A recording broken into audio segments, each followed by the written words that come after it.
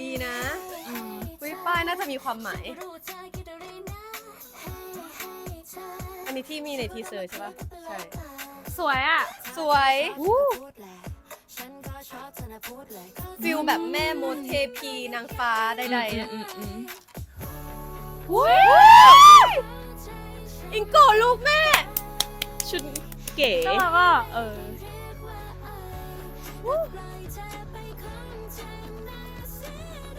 อุ้ยน่ารัก วาจูเคร อุ้ยโอ้ ดูอะไรไม่ทันเลยตะกี้ โอ้ยเขาชอบเล่นมุมกล้องกันนะดิ ใช่ ซี่อ่ะ ใช่อุ้ยมีการถ่ายตัว แว่นเก๋ แฟชั่นนิสต้าเวอร์ อันนี้เหมือนแบบอุ้ยขนตาสีส้ม นางแบบนิสสันโวกอ่ะ อุ้ยสวยอ่ะ อันนี้เก๋เลิศ เนื้อเพลงก็แซ่บอยู่นะว่าไป โอ้โห เหมือนเป็นของในพิพิธภัณฑ์นี้ปะอยู่ในกล่อง แต่ดูร้อนมากเลยนะ ใช่ประเทศไทย พระอาทิตย์ สงสารมาเบลเลยน่าจะร้อน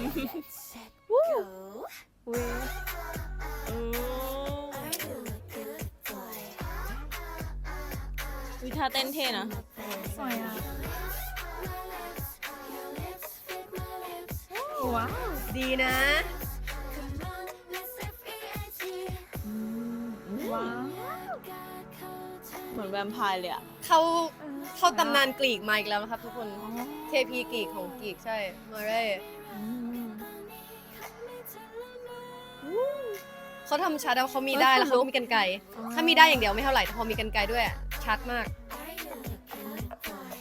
เนี่ย คน ชุ ลุ ด กคนลุกคนลุก ชุดนี้สวยมากเลยอะ สวย ฟิลแบบชุด ชุ เท ดเกราะ พี โอ้ยสวยจริง มีความนักรบเบาๆนิดนึงแบบเกราะ โอ้ยเล่นตำนานใหม่นะคะ ว้าว คุณลุก bad girl ดีมาก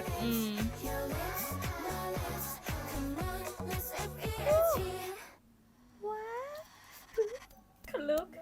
คนลุกไม่หาย ดี วีดบุ้งวีดบุ้งเริ่มมาจากอะไรก่อนดีสวยทุกคนเลย สวยคนละแบบสวยทุกคนเยี่ยมยอดเยี่ยมไม่มีใครเทียบดีที่สุดดี the best เพลงคิดว่าเป็นยังไงบ้างครับทุกคน ติดหู ใช่ รู้สึกว่ามันมีคำที่เล่นคำซ้ำๆให้เราได้ยินบ่อยๆแล้วพอเราฟังเยอะๆอ่ะมันติดหูอ่ะมันแบบ my lips ใช่ไหม เดียวเองมันติดหูแล้วเพลงมันแบบ เซ็กซี่ เซ็กซี่อ่ะ ใช่ รู้สึกว่าพิกซี่แบบก้าวกระโดดในทุกๆเพลงใหม่อะ ใช่ คัมแบ็กทีก็คือแบบอุ้ยโตขึ้นอีกแล้ว เป็นแบบลุคใหม่สวยขึ้นเท่ขึ้นอะไรเงี้ยมันทำให้เราว้าวขึ้นทุกเพลงสุด ได้กลิ่นอายอะไรใหม่ๆมากขึ้นแต่ว่ามีความแบบคงความแฟนตาซีเนาะรู้สึกว่ามาตั้งแต่แบบเดจายูใช่ไหมแล้วก็มีบูเตลูขนาดว่าเพลงอะไรนะ ชอบไปหมดที่แบบแฟรี่เหมือนกันคือเลยนะเขาเก็บดีเทลหมดอะรู้สึกว่าดีแบบได้กลิ่นอายอะไรใหม่ๆในวงการทีป๊อปด้วยอะไรอย่างเงี้ยก็คือทำถึงท่าเต้น สักอย่าง ถ้ามันดูยากนะทำได้แค่นี้ ๆอะไร กับอันเนี้ย อันนี้ถ้าจบปะ อ่า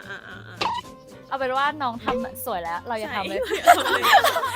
แล้วอะไรนะกรีกอะที่พี่เบนบอกอะสุดท้าย เป็นเหมือนตำน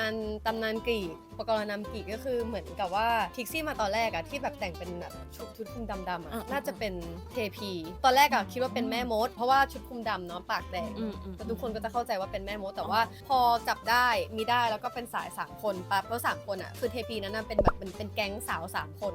ที่เหมือนจะว่าเป็นเทพีแห่งพรหมลิขิตหรือเส้นทางชีวิตอะไรประมาณนั้นอะประมาณนั้นมอเร่เขาดึงความ3คนอะออกมาได้อย่างพิเศษอะเพราะอย่างเพลงอะไรนะ not bad not bad เขาก็จะมีความแบบเหมือนรวมกันความพิเศษของ3คนแล้วรู้สึกว่าดึงคือจริงๆอาจจะเป็นเทพีอะไรก็ได้แต่ว่าพอเป็นเทพีที่มันเป็นองค์ประกอบรวม3คนที่เป็นแบบ3คนแล้วเป็นแบบเส้นแบบเดียวกันเป็นแก๊งเดียวกันอะรู้สึกว่ามันกลมดีอะไรเงี้ยแต่เห็นพิพิธภัณฑ์แล้วก็แบบขอไทยอินได้ปะทุกคนอย่าลืม ทุกคนอาคีนี้เขินก็มีพิพิธภัณฑ์เหมือนกันทุกคนตอนนี้มันอินเทนกี่กับพิพิธภัณฑ์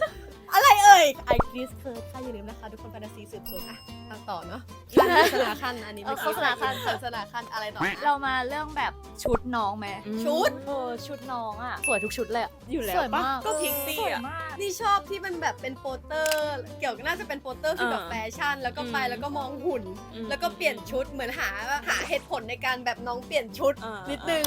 แอบไปทำรีเสิร์ชมาเพิ่มผู้กำกับ MV บอกว่าคอนเซปต์เรื่องชุดส่วนหนึ่งได้แรงบันดาลใจมาจากเมดกาล่าด้วยมันจึ้งมาก คือเรารู้สึกว่ามันก็มีทางไปอยู่อะไรอย่างเงี้ยก็ดีแบบวิเคราะห์แบบเร็วๆแบบ first thought เดี๋ยวถ้าจะวิเคราะห์เดี๋ยวไปดูในติ๊กต็อกกิน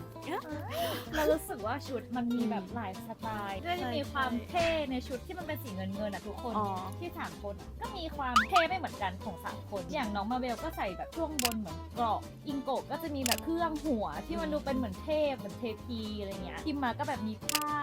ลุยๆไล่ๆแบบมันดูแบบเป็นยูนิคของตัวน้องดี ใช่ แล้วมันก็สวยแต่คนละสไตล์ฟิลนั้นอะ คาแรคเตอร์ชัด คาแรคเตอร์ชัดรวมถึงชุดเดี่ยวของแบบแต่ละซีนแยกของน้องๆอะ ชอบมากพิมพ์มาขนตาสีส้มฉันชอบฉันเอฟ สไตลิสต์เขาแบบทุ่มทุนมากแบบทำการบ้านดีมากกับสิ่งต่าง ฉากก็ดีครับ แต่สงสารมาเบลน่าจะร้อน อยู่ในสนิกา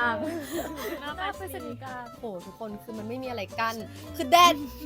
แล้วมาเบลอยู่ในตู้ ตู้ กระจกอีก และต้องมีอินเนอร์ เก่งมากมาเบล นับถือเพราะว่าร้อนมาก แต่ได้ภาพสวยมาก็คุ้มเนาะ คุ้ม นี่อะไรกัน มุม มุ มุ ม ม ก ก ล้ ล้ อ อง ง ใช่เหมือนมุมกล้องเขาเล่นภาพท่อนฮุกเหมือนกับเดจายูเลยอะ อ๋อ ใช่ปะ ใช่ มีการดูขยับกล้องตามมูฟเมนต์น้อง น้องน่าจะมีชาเลนจ์นะ มีน่าจะมี มีอยู่แล้ว คนที่ออกแบบท่าเต้นจะเป็นคนออกแบบเดียวกับเดจายูด้วยนะพี่เค อ๋อใช่ ใช่พี่เคประมาณนี้อยากจะให้เราทำอะไรก็คอมเมนต์มานะครับผมคิดเห็นยังไงก็คอมเมนต์ฝากกดไลค์กดแชร์กดซับสไครต์กดกระดิ่งให้เราด้วยนะคะ